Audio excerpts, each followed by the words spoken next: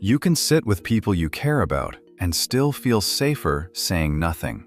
You can know exactly what you want to say and still feel your mind shut the door before the words come out. Not because you are empty, not because you are cold, not because you do not care, but because some part of you has learned that silence feels safer than being fully seen. That is a very specific kind of loneliness, because from the outside, it can look like calm. It can look like maturity. It can look like you are just reserved. But inside, it can feel like you are always standing one step behind yourself. You are there, but not fully. You are listening, but not arriving. You are present, but still protecting something. And the strangest part is that many people who live this way do not even call it fear. They call it being careful. They call it thinking before speaking. They call it not wanting drama. They call it peace. But sometimes what feels like peace is actually protection. And protection can become such a familiar habit that it starts to look like personality. That is where a lot of people get confused, because silence is not always who you are. Sometimes it is what your nervous system does when being real has felt expensive for too long. Maybe you learned very early that words can be used against you. Maybe when you tried to explain yourself, you were misunderstood. Maybe when you showed emotion, someone minimized it. Maybe when you spoke honestly, the room changed in a way your body never forgot. And the brain remembers those moments in a very practical way. It does not always store them as dramatic memories. Sometimes it stores them as rules. Do not say too much. Do not be too visible. Do not make it awkward. Do not give people anything they can reject. This is how silence becomes more than silence. It becomes strategy. And once the brain turns something into strategy, it stops asking whether it makes you happy. It only asks whether it keeps you safe. That is why you can want connection and still pull away from it in the exact moments when connection becomes possible. Because conversation is not just conversation to your system. It is exposure. It is uncertainty. It is risk. And your brain is always trying to predict risk before it happens. That is one of its main jobs. If it has learned that speaking can lead to shame, tension, rejection, or regret, it will start treating expression like something to manage very carefully. So before you even open your mouth, a quiet process begins inside you. You scan the room. You read people's faces. You rehearse sentences. You edit your tone. You imagine possible reactions. You search for the safest version of what you really mean. That takes energy, a lot of energy. And when too much energy goes into monitoring danger, less energy is left for natural expression. That is why some conversations make you feel mentally tired even when almost nothing happened. Because on the surface, you were just sitting there. But internally, your brain was running surveillance. One part of you wanted to connect. Another part was trying to make sure connection did not cost you too much. That inner split matters, because when the nervous system does not feel safe, authenticity starts to feel reckless. And when authenticity feels reckless, silence starts to feel wise. That does not mean your silence is fake. It means it has a function, a very old one, a very intelligent one, a very human one. This is where you need to be careful with how you interpret yourself. Because if you tell yourself, "This is just who I am," you may never question a pattern that was built for survival, not freedom. And if you tell yourself, "Something is wrong with me," you turn adaptation into shame. Neither one tells the full truth. A better truth is this: your mind found a way to protect you, but the method that once reduced pain may now be reducing life. That is why you can leave a conversation and feel frustrated without knowing why. You were there. You smiled. You answered. You did everything correctly. And yet, something still feels missing. Usually, what is missing is not other people. It is access to yourself. Because being known requires more than being present. It requires being unhidden. And that is the exact part your system has learned to treat with caution. A useful way to picture this is to imagine that every conversation has two channels. The first channel is what you want to say.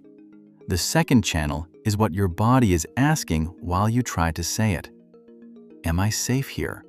Will this be too much? Will I be judged for this? Will I regret saying this later? If that second channel gets loud, the first one gets weaker. Not because you are bad at talking, because your internal resources are being split. It is like trying to drive while keeping one foot ready on the brake the whole time. You can still move, but nothing feels smooth. Nothing feels natural. Everything feels slightly controlled. That is what many people call overthinking. But underneath overthinking is often overprotection. Your mind is not merely searching for the right words. It is trying to prevent the wrong emotional outcome. And if silence has helped you avoid pain before, your brain will keep choosing it. Even when silence is the very thing making you feel disconnected now. This is why the answer is not to force yourself to become loud. It is not to become more impressive. It is not to perform confidence. It is to slowly teach your nervous system that expression and danger are not the same thing. That learning has to be specific. The first thing to practice is noticing your silence without turning it into identity. The moment you feel yourself disappear in conversation, name it gently. Not out loud, just to yourself. This is protection. That small sentence matters more than it looks. Because the moment you name a reaction, you create a little space between you and it. Instead of becoming the pattern, you begin observing it. Psychologically, that shift is powerful. Observation recruits reflective awareness, and reflective awareness weakens automaticity. In simple terms, once you can see the pattern clearly, it has slightly less control over you. That does not make the fear vanish, but it stops the fear from feeling like your whole personality. The second thing is to stop making conversation a performance test. A lot of quiet people are not only afraid of being judged, they are also trying very hard to manage how they are perceived. That is called self-monitoring. In moderation, it helps social behavior. In excess, it becomes exhausting. When you are too busy managing your image, you lose contact with your actual experience. So before speaking, try changing the goal. Do not ask, how do I sound smart enough, calm enough, normal enough? Ask, can I stay connected to myself while I speak? That changes everything, because your goal is no longer perfection, it is presence. And presence is easier for the brain to sustain than performance. Performance increases pressure. Presence reduces inner conflict. One honest sentence spoken from presence does more for real connection than 10 polished sentences spoken from fear. The third thing is to lower the intensity of what you think speaking has to mean. Many people stay silent because they imagine that once they open up, it has to be deep, perfect, and complete. So they wait, and say nothing. But the nervous system learns safety best through small, successful experiences, not giant emotional leaps. That means you do not begin by saying your deepest truth. You begin by saying a simple one. A preference, a reaction, a small opinion, a quiet boundary. Something real but manageable This works because the brain updates its predictions through experience. Each time you speak and survive the moment, the threat expectation weakens a little. Not instantly, not dramatically, but measurably. A small truth told safely is not small to the brain. It is evidence. The fourth thing is to pay attention to the people around whom your body softens. This matters because healing is not only internal, it is relational. Your nervous system is constantly learning from how others respond to you. If someone rushes you, interrupts you, corrects your feelings, or turns your honesty into debate, your body stores that. But if someone leaves space, listens without pressure, and does not punish your openness, your body stores that too. Over time, the people you feel safest with become proof that being visible is not always dangerous. This is why the right relationships do not just feel good. They teach your brain new rules. The fifth thing is to stop treating every quiet moment as failure. This is where many people unintentionally deepen the pattern. They go silent, then attack themselves afterward. Why am I like this? Why can't I just talk normally? Why do I always do this? But self-attack keeps the nervous system in defense. Curiosity does the opposite.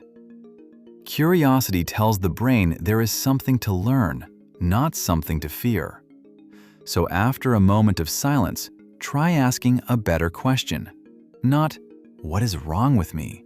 but, "What was I protecting just then?" That question is softer, but it is also more accurate, and accuracy heals faster than shame. The deeper truth is that silence was probably never your enemy. It was your shelter. It gave you control when honesty felt risky. It gave you privacy when being known felt unsafe. It gave you distance when closeness felt unpredictable. You do not need to hate that part of yourself.